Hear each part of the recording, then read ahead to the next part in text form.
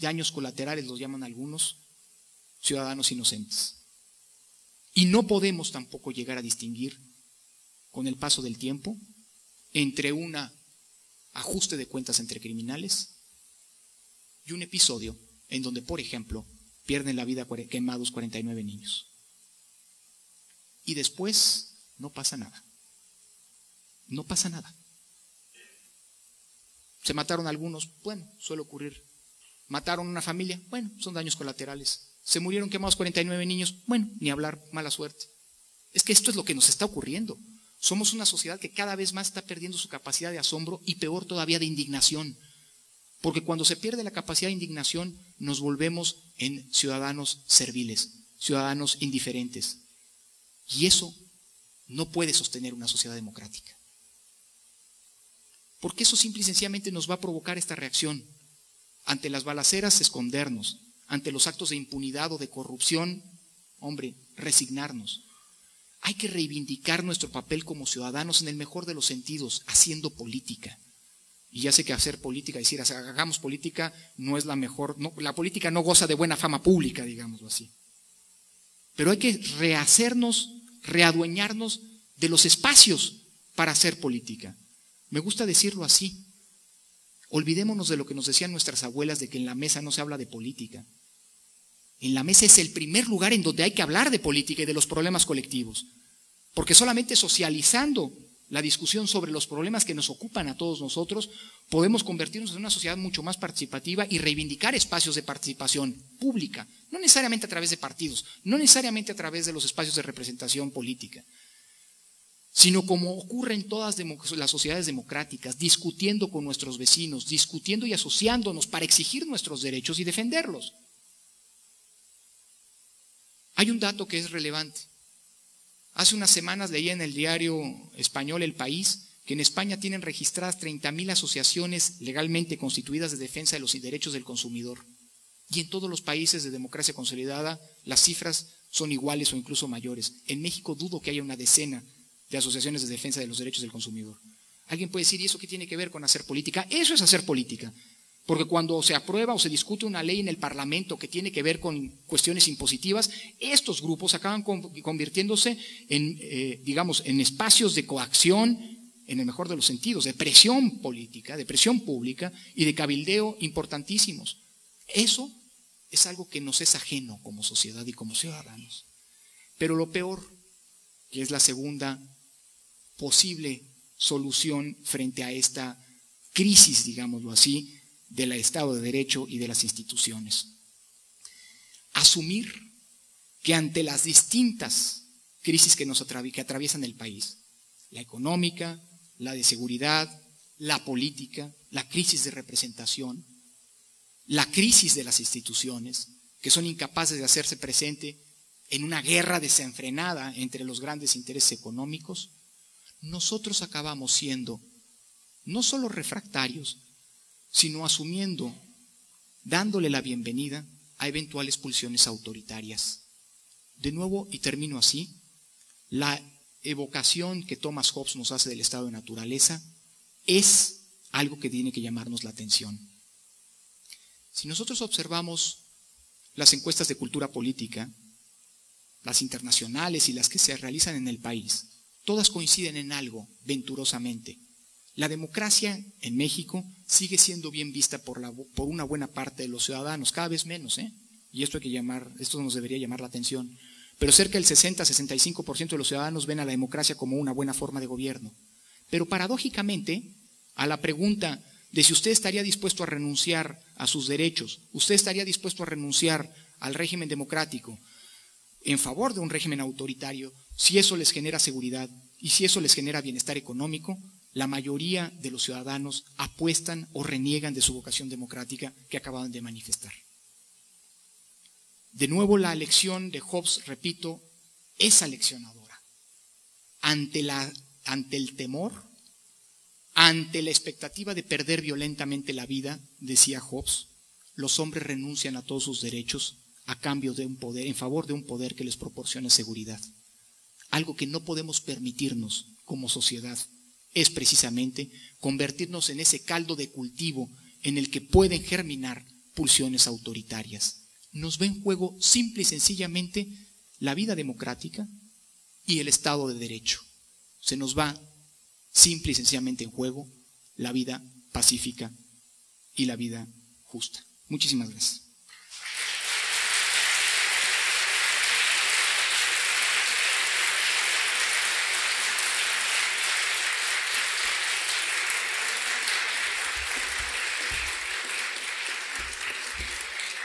Muchas gracias al doctor Córdoba por esta estupenda conferencia magistral que nos ha dado. Doctora Estela Gutiérrez, le pedimos por favor pase a acompañar al doctor Córdoba para dar paso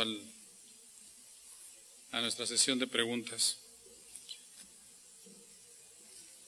Aquí tiene usted.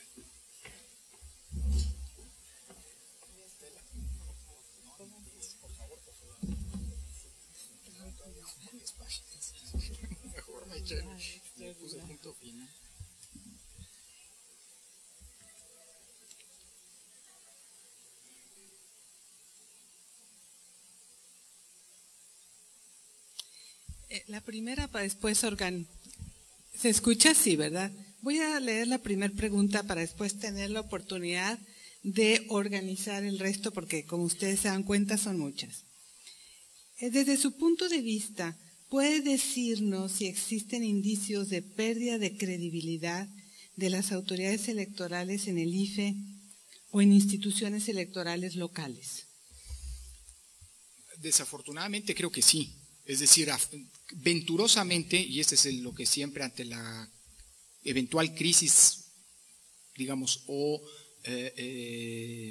planteamiento de pérdida de credibilidad, siempre se responde que bueno, que los ejercicios de cultura política, de confianza ciudadana, siguen colocando a los órganos electorales en altos niveles de credibilidad.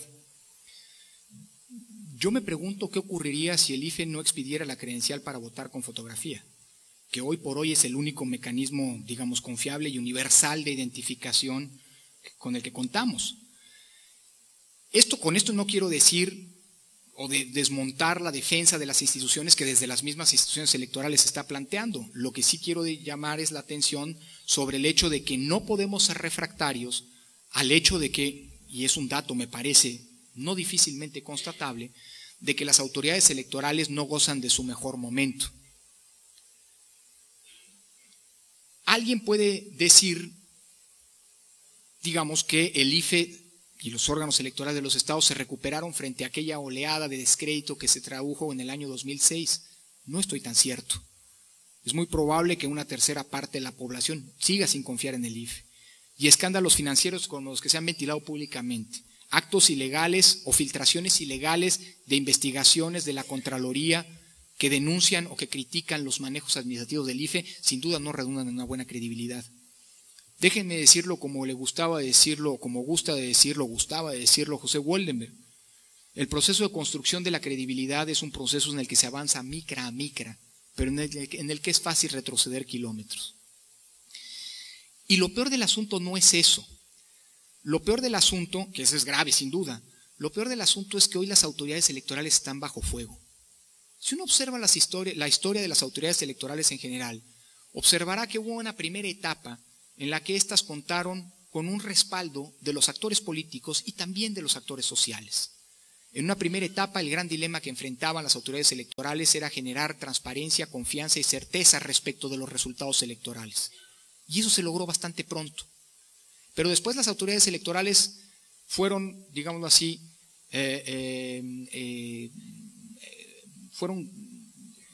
se les fueron adicionando otras atribuciones en las que la situación ya no era tan sencilla. El IFE se convirtió tarde o temprano en el árbitro de las disputas entre los propios partidos políticos. Y aquí las cosas cambiaron. Cuando un partido político denuncia a otro, espera que el IFE lo sancione. Y si no lo sanciona, hay una inconformidad con el órgano electoral. Si en cambio el IFE sanciona, el partido sancionado tiene una reacción de animadversión frente al órgano electoral. Bueno, con eso el IFE pudo sobrevivir a pesar de que el año 2003 fue un año crítico porque además de realizar elecciones, tuvo que enfrentar las descalificaciones de los dos principales partidos políticos que lo acusaban de un uso político de las investigaciones sobre presuntas irregularidades financieras reconocidas como los casos amigos de Fox y Pemexgate. Pero como si eso fuera poco, la reforma de 2007 sobrecargó de atribuciones al IFE, porque ahora ni más ni menos lo coloca en la posición de tener que ser el vigilante de que todos los sujetos obligados por la legislación electoral, y si alguien tiene la curiosidad de ir a ver el libro 7º del Código Federal de Instituciones y Procedimientos Electorales, donde se habla de los procedimientos de sanción administrativa, encontrará que el abanico de sujetos a los que el IFE tiene que controlar y eventualmente sancionar va desde funcionarios públicos, bueno, comenzando por los partidos políticos y los candidatos, pero pasa por funcionarios públicos, por concesionarios de radio y televisión, poca cosa, ¿no? Por ciudadanos de a pie, por empresas de carácter mercantil, etcétera, etcétera. O sea, iglesias, notarios, observadores electorales, en fin.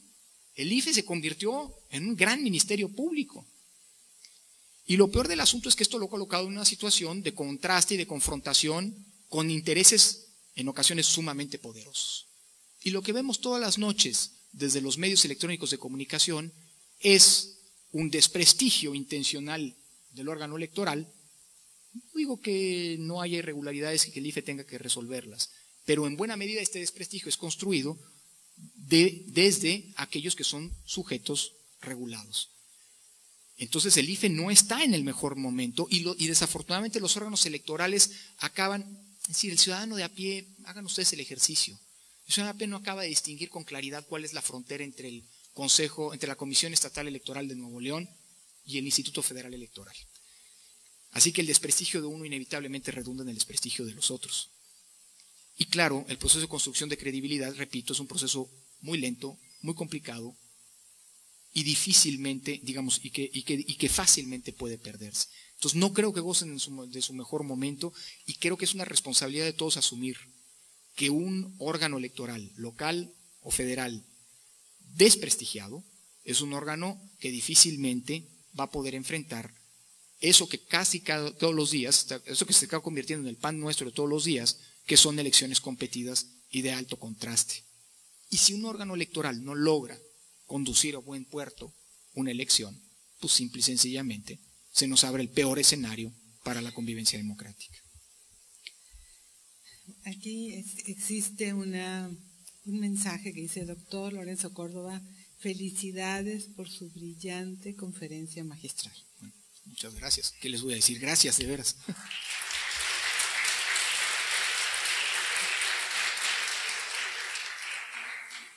Una pregunta que pudiéramos vincular a la anterior es: ¿de qué recursos podemos contar los ciudadanos comunes